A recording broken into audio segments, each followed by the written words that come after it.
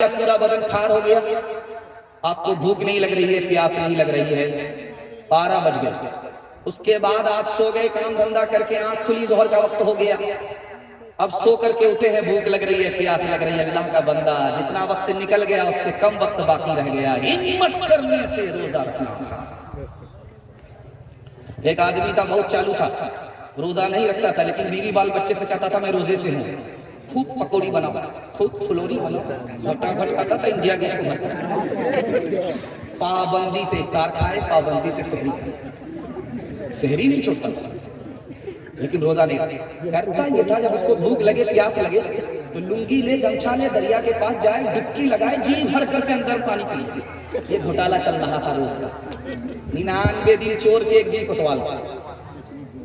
मामूल के मुताबिक आया, लुंगी रखा, गमछा रखा, जैसे ही डुबकी लगाई, मुंह खोला के पानी पी लेंगे, अल्लाह की कुदरत, टिंगड़ा मछली मुंह में घुस गई। एक काटा ऊपर, एक काटा। अब क्या था, बाप से भेंट हो गई। जब डॉक्टर के पास लाया गया कि ऑपरेशन से वो मछली निकाली जाएगी, तो डॉक्टर भी सर पकड़ करके बैठ गया, किस मनहूस को लेकर के मेरे पास आया। ये दुनिया में पहला इंसान है, कच्ची मछली मुंह में घुसी है और दोनों तरफ का कांटा। तब समझ में आया कि ये घोटालेबाज था, ऊपर से फीट फाट था, नीचे से मकाना घाट था, रोजा ही नहीं रखता, अल्लाह ने चोरी पकड़ा।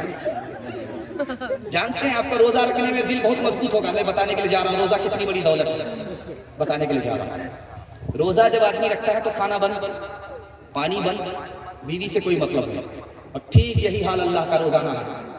जब खुदा का बंदा रोजे की हालत में होता है तो खाना छोड़ देता है जैसे अल्लाह खाता नहीं, पानी छोड़ देता है जैसे अल्लाह पानी पीता ही नहीं, बीवी से मतलब छोड़ देता है जैसे अल्लाह को मतलब नहीं। खुदा का बंदा रोजे की हालत में खुदा की नकल उतारता है, इसलिए अल्लाह फरमाता रोजा मेरे लिए। और एक बात याद रखिए, ठीक 20 दिन के बाद एतकाफ में बैठाना है। जवान को टाइम नहीं है, पूरे मोहल्ले में एक भी जवान तैयार नहीं है मस्जिद में एतकाफ में बैठने के लिए। और जानते हैं एतकाफ कितनी बड़ी दौलत है कि आदमी एतकाफ में बैठता है, 24 घंटे इबादत में रहता है। दुनिया का कोई ऐसा आदमी नहीं जो 24 घंटा इबादत में हो। वाहिद एक आदमी है जो एतकाफ में बैठे 24 घंटा इबादत में होता है। खाता भी है तो इबादत में लिखा जाता है, सोता भी है तो भी इबादत में लिखा जाता है, और खा करके जो खाली करने के लिए बैतुल खला गया वो भी इबादत में लिखा जाता है। लेकिन उसके लिए जवान को टाइम नहीं है। अब तलाश किया जाता है किराए पे, कोई बोरो करके बिछाओ, जो सबसे रिटायर्ड बूढ़ा होता है उसको लाया जाता है। इसका कोई काम नहीं सिवाय बुली की। अब उसको लाया जाता है। वो बूढ़ा जो अपना बोझ नहीं उठा सकता, वो पूरे मोहल्ले का बोझ उठाने के लिए बैठा था।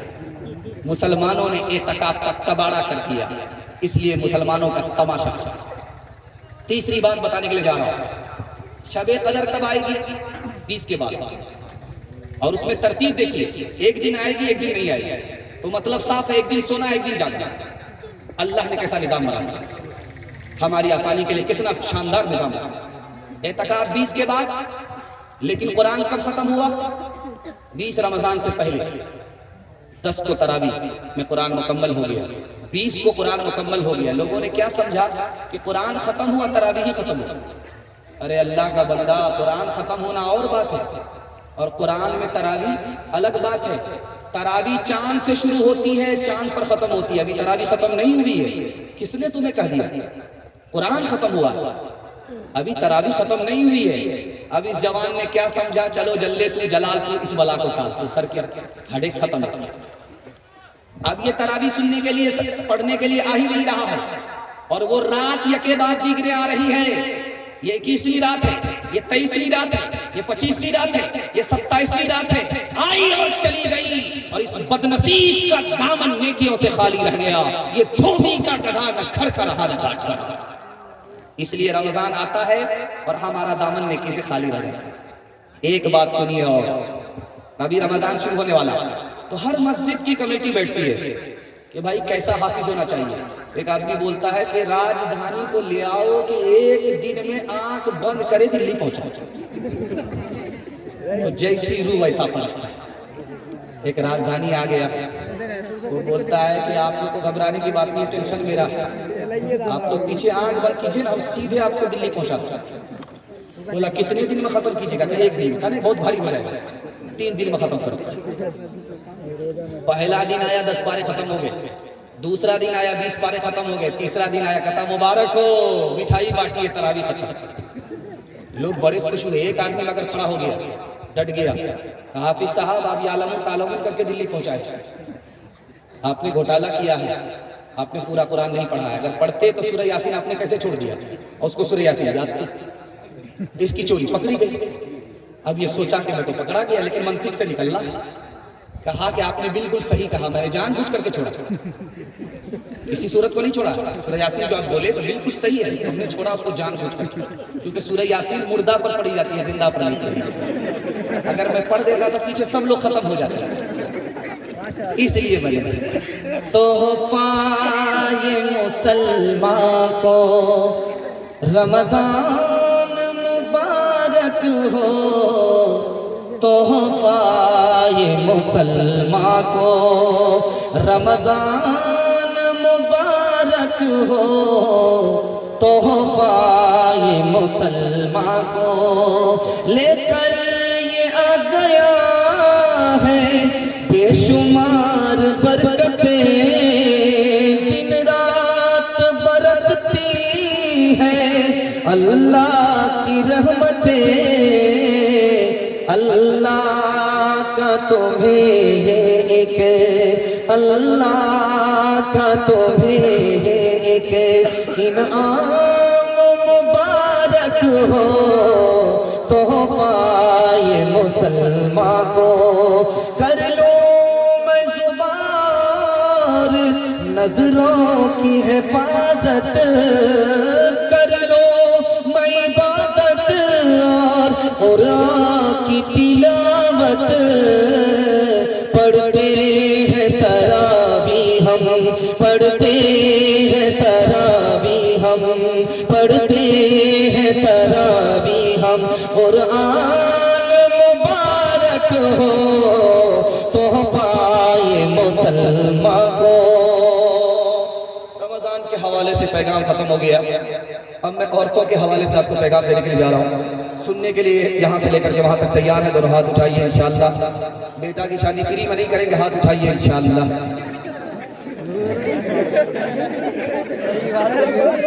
اجالے میں سب پتہ چل رہا ہے, دھیان سے سنیے گا.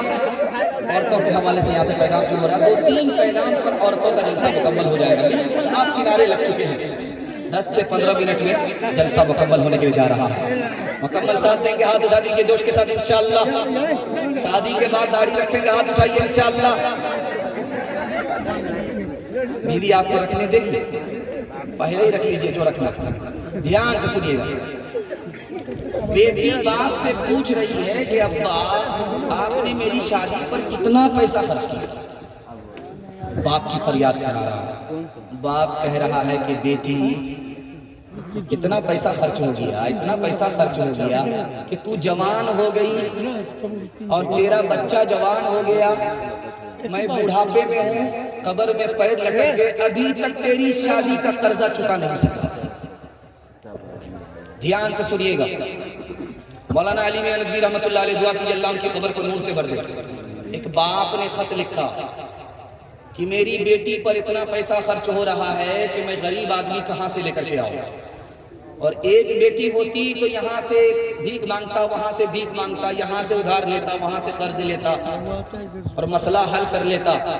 لیکن 4 بیٹی ہے, کہاں کہاں بھیک مانگوں گا, کہاں کہاں قرض اتاروں گا, کہاں کہاں قرض لوں گا.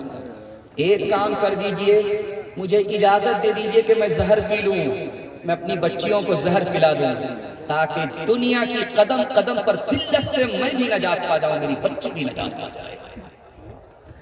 دھیان سے سنا کہ سماج کہاں پہنچ چکا ہے. انسان انسان نہیں ہے, مسلمان مسلمان نہیں ہے, بلکہ درندے تک کو شرما چکا ہے. دکھانے کے لیے جا رہا ہوں. ٹھیک ایک رات پہلے لڑکا جو ڈولی پر دولہا بن کر کے آنے والا ہے, لڑکی کو فون کرتا ہے, تمہارے باپ کی اوقات ہے مجھ کو 4 چکا دے سکے؟ تو لڑکی اس سے زیادہ سمجھدار, اس نے کہا کہ میرے باپ کو تو ہوائی جہاز دینے کی اوقات ہے, تمہارے باپ کو ایئرپورٹ بنانے کی اوقات ہے. ذرا دھیان سے سنیے گا، آپ کو سنانے کے لیے جا رہا ہوں۔ باہر سے ایک آدمی بہار میں آتا ہے، 60 سال کے بوڑھے سے 16 سال کی لڑکی کی شادی ہو جاتی ہے۔ آپ نے کبھی غور کیا کہ اس جوان لڑکی کا گلا گھونٹ دیا کیسے ماں باپ نے؟ 60 سال کے بوڑھے کے ساتھ اس کا نکاح کیسے ہو گیا؟ آپ کا رونگٹا کھڑا ہو جائے گا۔ کیوں؟ اس لیے کہ مسلمانوں نے شادی کو تجارت بنا دیا۔ وہ جوان بیٹی باپ کے سر پر بوجھ ہو گئی، اس کا گلا گھونٹتے ہوئے باپ نے بوڑھے سے اس کا نکاح کرا دیا۔ اور تیسری بات بتانے کے لیے جا رہا ہوں، یہ ہندوستان ہے، امارت شریعہ کی رپورٹ ہے، 2022 گزر گیا ہے، 3 لاکھ مسلمان لڑکی لڑکے کو لے کر کے بھاگی ہے۔ پہلے کا دستور بدل گیا، پہلے ادھر کا لڑکا ادھر کی لڑکی کو لے کر کے بھاگتا تھا، ادھر کا لڑکا ادھر کی لڑکی کو لے کر کے بھاگتا تھا۔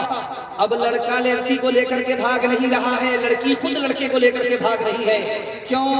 اس لیے کہ باپ نے اسکرین ٹچ موبائل بیٹی کو خرید کر کے دے دیا۔ بیٹی کس سے بات کر رہی ہے، کہاں سے آ رہی ہے، کہاں جا رہی ہے، باپ کو کوئی خبر نہیں۔ سونے گھر میں بکری سواسن لڑکی بھاگتی، آنکھ بند کر کے باپ اس اسکول میں بیٹی کا داخلہ کر رہا ہے جس میں آوارہ لڑکے بھی پڑھائی کر رہے ہیں۔ عشق اور محبت کے چکر میں لڑکی بھاگ گئی۔ اور سب سے بڑے دکھ کی بات یہ ہے کہ مسلمانوں نے جاہل سے جاہل بیٹے کے لیے نکاح کو تجارت بنا دیا۔ اس تجارت نے شادی کو اتنا مہنگا کیا کہ غریب لڑکی کے پاس سوائے اس کے کوئی راستہ نہیں کہ لڑکے ہی کو لے کر کے بھاگ گئی۔ آبرو الگ گئی، ایمان الگ گیا۔ جہاں وہ ذمہ دار لڑکی ہے، یہ سماج بھی گنہگار ہے، یہ ماں باپ بھی قصوروار ہے۔ اور سن کر کے آپ کو حیرت ہوگی، 1 سال میں اسی ہندوستان میں میڈیکل سائنس کی رپورٹ ہے، 10 لاکھ لڑکی کو ماں باپ مارتے ہیں جان سے۔ 10 لاکھ۔ آپ بولیں گے ماں باپ کیسے مارتے ہیں؟ الٹرا ساؤنڈ مشین میں بتا دیا کہ پیٹ میں بیٹا نہیں ہے بیٹی ہے، اس کو گرا دیا گیا۔ گرا دینے کے نتیجے میں بچی کتنی ماری گئی؟ 1 سال میں 10 لاکھ لڑکی ماری گئی۔ بیٹی بچاؤ، بیٹی پڑھاؤ، دنیا تو بچائے، اور یہ ماں باپ گلا کھاتے۔ یہ ہندوستان میں ہو رہا ہے۔ اور آپ کو سن کر کے حیرت ہوگی کہ ایک ماں 6 بچے کو بیٹے کو جنم دے رہی ہے، باپ مٹھائی بانٹ رہا ہے، مبارک بیٹے کا باپ بن گیا۔ بھائی کتنا بیٹا ہوا کا گنتی معلوم نہیں ہے، بیوی سے پوچھنا، مٹھائی بانٹ رہا ہے۔ اور 2 بیٹی کی پیدائش ہوئی ہے، تیسری کی پیدائش ہونے والی انتظار میں ہے کہ بیٹا آئے۔ بیٹا خبر آئی کہ بیٹی پیدا ہے، اب منہ چھپا کر کے جا رہا ہے۔ کیا ہوا؟ مراقبے میں کیوں چلے گئے؟ اعتکاف میں کیوں بیٹھ گئے؟ عدت تو تمہاری بیوی گزارے، تم عدت میں کیوں بیٹھ گئے؟ تو پچھلے سال ماں نے پیدا کیا ہے، اس سال ماں نے پیدا کیا، اگلے سال یہی باپ پیدا کرے۔ مطلب صاف ہے، نیت میں کھوٹ ہے۔ بیٹا آ رہا، آنے کو برکت ہے، برکت ہے، کیونکہ مال آئے گا، اور بیٹی آ رہی ہے، مال جائے گا۔ اس لیے اس میں سر بھاری، اس میں سینہ اونچا۔ اور سنتے ہیں آپ کو کیا سن کر کے آپ کو رونا آئے گا۔ میڈیکل سائنس کہہ رہی ہے یہ جو نسبندی لوگ کراتے ہیں، کیوں کراتے ہیں؟ بیٹی کی وجہ سے۔ نسبندی اور آپریشن جو ہو رہا ہے بیٹی کی وجہ سے۔ بیٹا آئے تو نسبندی نہیں، آپریشن نہیں۔ اور جانتے ہیں اللہ کی مار دیکھی کتنی خطرناک ہے ان لوگوں پر، جس نے اپنی بیوی کا آپریشن کرایا تو میڈیکل سائنس کہتی ہے 37% عورت کو کینسر ہوتا ہے، 67% عورت دوائی پر زندہ رہتی۔ تم خدا کی کھیتی کو چھیڑو گے، خدا تمہیں نہیں چھوڑے گا۔ اور آخری بات بتانے کے لیے جا رہا ہوں، اور آپ سے میں اپیل کرتا ہوں کہ آپ کو خدا جو دے گا وہ دنیا کہاں سے دے گا؟ یہ تو محتاج ہے۔ خدا ایسا مالا مال کرے گا، 17 نسل کے لیے ابتر ہو جائیے گا۔ غریب پر آپ مہربان ہو جائیے، خدا آپ پر مہربان ہوگا انشاءاللہ۔ فری میں شادی کریں گے، ہاتھ اٹھائیے۔ کوئی مطالبہ نہیں کریں گے، ہاتھ اٹھائیے۔ ہم ملے گا چھوڑیں گے نہیں، ہاتھ اٹھائیے انشاءاللہ۔ دھیان سے سنیے گا، شادی کے موقع سے بیٹا خاموش رہتا ہے، باپ بولتا ہے، باپ کا نام ہے تو حاجی صاحب ہو، نمازی صاحب، ہم کو کیا کمی ہے اللہ نے دے رکھی ہے، اگر دینا ہے تو 4 چکا دے دیجئے، کیا فرق پڑے گا، آپ کی بیٹی آئے گھر جائے۔ راجہ پلنگ دے دیجئے، اس پر آرام آپ کی بیٹی کریں۔ بچے والی بھینس دے دیجئے، اس کا دودھ آپ کی بیٹی پیے گی۔ کتنا بڑا سیاست۔ دیکھیے کام بھی نکالنا چاہ رہا، بدنام بھی نہیں ہونا چاہ رہا۔ ایک بھومیار تھا، دنیا کا پیسہ مار کر کے جا رہا تھا، تو بیٹا کو سمجھا رہا تھا کہ میرا جب جنازہ رکھا ہوا رہے گا تو قرضہ مانگنے والے آئیں گے، اور تم جب رو گے تو پوچھیں گے کہ تم مرنے والے کا بیٹا ہو؟ اگر بیٹا بتا دیے تو پکڑے گئے، بیٹا مت بتانا، کہنا میرا یار جا رہا۔ دوسرے بیٹے سے کہا کہ یہ کہنا کہ میرا دلدار جا رہا۔ ایک مسلمان ہاتھ اٹھا کر کے کہتا خدا خبردار رہنا بھومیار جا رہا۔ انصاف سے بتائیے، دل پر ہاتھ رکھ کر کے بتائیے، یہ گاڑی کس کو ملی؟ بیٹی داماد کو۔ یہ راجہ پلنگ کس کو ملا؟ بیٹی داماد کو۔ یہ بچے والی بھینس کس کو ملی؟ بیٹی داماد کو۔ اس بانر باپ کو کیا ملا؟ نانا کی ہنڈی۔ یہ دوسرے کی دنیا بنا رہا ہے، اپنی آخرت برباد۔ ہاتھ جوڑ کر کے میں آپ سے کہتا ہوں، آپ اپنے بچے کی شادی میں الگ ہو جائیے، آپ کا دین برباد نہیں ہے۔ وہ جو کرے اس کا ذمہ دار وہ ہے۔ ایک تجربہ آپ کو بتا رہا ہوں، اس کو سن کر کے آپ کو حیرت ہوگی۔ انشاءاللہ دھیان سے سننا ہے، اس کی حفاظت کرنی ہے۔ ہاتھ اٹھائیے، جوش کے ساتھ، بالکل نہیں جا رہا، گھبرانے کی بات کے ساتھ تھوڑے سے معاف۔ میں بھی آپ کی جگہ ہوتا، اچانک میں سوال ہوتا، میں بھی پھنس جاتا۔ وہ تو میں آپ کے دماغ کو ٹٹولنے کے لیے بیچ بیچ میں داغ رہا ہوں۔ دھیان سے سنیے گا اس کو۔ آدمی حرام کیوں کماتا؟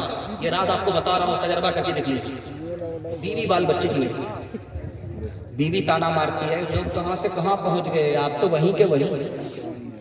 اب میڈم نے تانا مارا، اس تانے میں جوش آیا، آنکھ بند کر کے کمانے لگا، لوٹ کر کے لا رہا، بانٹ کر کے۔ اور جانتے ہیں آدمی کنجر اور کنجوس کیوں ہوتا ہے؟ کنجر اور کنجوس آدمی کیوں بنتا ہے؟ بیوی بال بچے کی محبت میں۔ ہاتھ میں جیب میں پیسے کے لیے ہاتھ